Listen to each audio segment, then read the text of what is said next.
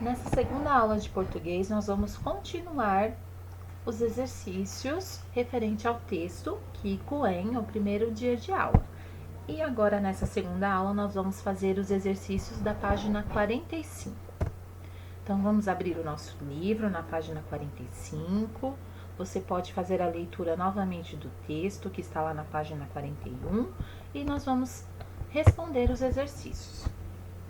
Na atividade anterior da página 44, nós precisamos acrescentar pessoas que estivessem praticando as ações que estavam sublinhadas lá no exercício 27. Então, nós tivemos que alterar o verbo. Então, aqui, nós vamos completar com as palavras que foram modificadas na atividade anterior. Então, as palavrinhas que tinham lá eram deu, deixou e foi. Como nós acrescentamos mais uma pessoa nessa ação, nós colocamos lá na letra A, mamãe e papai, por exemplo, me deram. Então, como que ficou esse verbo, essa ação, deu, quando nós acrescentamos mais uma pessoa?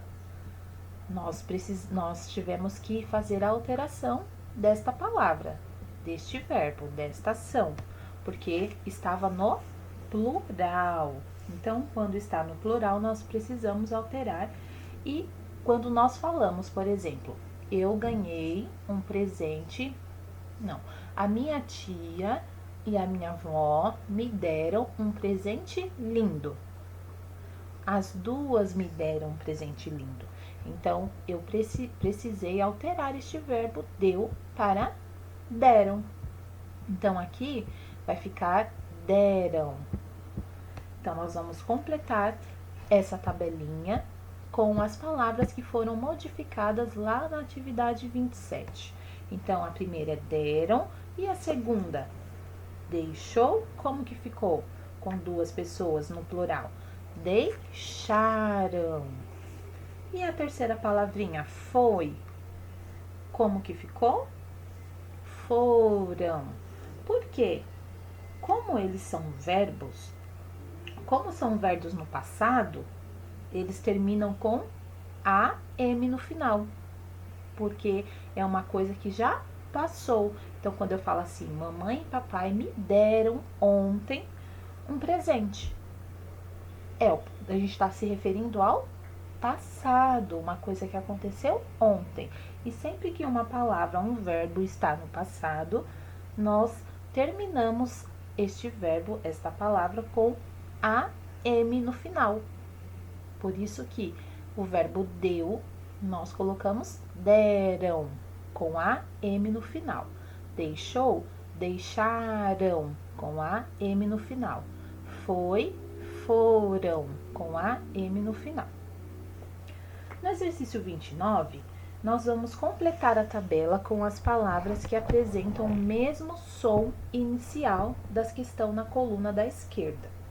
Então, nós vamos observar o texto lá da página 41, Kiko em primeiro dia de aula, e nós vamos completar a coluna onde está escrito palavra do texto com palavras que nós encontrarmos lá no texto da página 41, que tenham o mesmo som inicial das palavras sapo, sopa e suco.